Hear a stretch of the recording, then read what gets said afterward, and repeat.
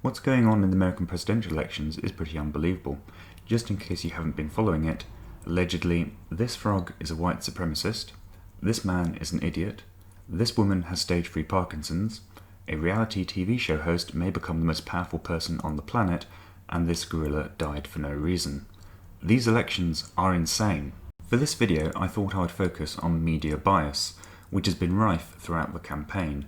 Interestingly, this hasn't just been in America, but the BBC has also been extremely biased and strongly supports Clinton.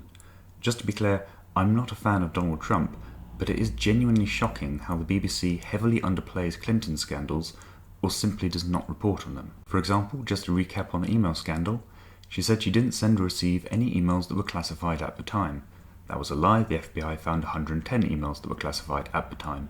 She said she didn't send or receive any emails that were marked classified at the time. That was a lie. The FBI found some were. She said that she handed over all work-related emails. That was a lie. The FBI found thousands of work-related emails other than those provided in other officials' mailboxes, and it considered likely that there were more it couldn't find. She said that she only had one device. That was a lie. She had 13 BlackBerries and 5 iPads. Also, after initially providing the State Department with her emails, which she said was the lot, she then used BleachBit, a file-wiping software, to erase her server. Her aides even used a hammer to smash some other devices. These are objectively important points for the BBC to mention. The BBC described it as a bit of a dark lining on her silver cloud. They mentioned some of the inconsistencies, but not the hammering of devices, or Hillary saying she would keep the Attorney General in place if she became president the day before the FBI decided not to press charges, despite saying in similar circumstances someone who had done what Hillary did would face consequences. Next, her health issues. Potential conspiracy theory alert. Alternative journalists had been reporting on Hillary's health for months. They pointed out she'd only done one press conference all year, she was coughing a lot, she was seemingly frail, and perhaps wearing anti-seizure glasses. There were also some reports from WikiLeaks that Hillary was taking a drug commonly used to treat Parkinson's. Now, when all of this was coming out, I was fairly stretching it a bit there, but then this happened.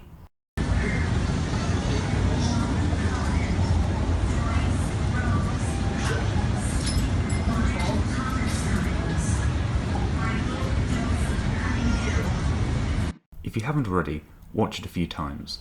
See how her feet go completely limp. Notice how the people around her do not look shocked whatsoever. Afterwards, it was announced that she'd got a bit overheated. However, after the video had circulated around the internet, the Clinton campaign changed the story to it being walking pneumonia. Now, the problem with this is twofold. First, walking pneumonia is contagious. So what was Hillary doing, going around shaking hands and hugging children? Walking pneumonia can be deadly, especially among the young and the elderly.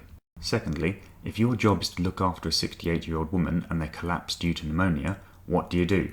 You take them to hospital, not to their daughter's house, which is what they did. We then had this interview with Bill. If it's not more serious No, than dehydration. she's been, well, if it is, it's a mystery to me and all of her doctors, because it's frequently, not frequently, that's not, rarely, but on more than one occasion over the last many, many years, the same sort of things happened to her when she just got severely dehydrated. Now he refers to her having many doctors. He also initially said her fainting happened frequently before correcting himself. Interestingly, CBS edited out him saying frequently in the version they aired. A photo emerged of Hillary with someone who looks like a nurse. Here she is just before she faints, perhaps having her pulse checked. More interestingly is this photo where she appears to be squeezing the lady's finger. That is not a check for pneumonia. Finger squeezing is sometimes used as a neurological test. Now, all these pieces of evidence, to many independent journalists, suggest she has Parkinson's. Sufferers of Parkinson's often get aspiration pneumonia, which results in coughing, but is non-contagious. This evidence is not conclusive. It is possible they are a series of coincidences, but there are quite a few here, and a lot of people are talking about it online. It seems a legitimate question to raise. But what does the BBC say? Says she's got pneumonia and she's a real trooper for powering through. Earlier this week, WikiLeaks released emails from the DNC. It reported massive corruption. Loads of people had given money to the party and had then been given jobs as foreign ambassadors for the US. They give the party money, then they get taxpayer-funded jobs. Also an email from Colin Powell where he said, "I would rather not have to vote for her, a 70-year-old with a long track record, unbridled ambition, greedy, not transformational, with a husband still dicking bimbos at home. Now that is objectively newsworthy. What does the BBC go with? Another email where Powell calls Trump a disgrace. Trump points out the hypocrisy of Hillary trying to get rid of guns while having a load of heavily armed bodyguards. The BBC says this is him hinting at her being assassinated, which is ridiculous. I've not got time to go through all the issues with the Clinton Foundation or the madras of other lies, you can search for those yourselves, but you can see why trust in the American media is at an all-time low. CNN is particularly bad, directly changing the words of Trump's tweets as it reports them and blurring out a Trump t-shirt on a guy who saved a baby from a car. So more and more people are going online for their news to independent news sources and Twitter. Hence ideas previously exclusive to the darkest parts of the internet are becoming so ubiquitous even the BBC can't ignore them. Again, I would like to stress that I'm not a Trump fan, but a lot of people in the UK cannot remotely fathom why he is even in contention because they are not receiving both sides of the story.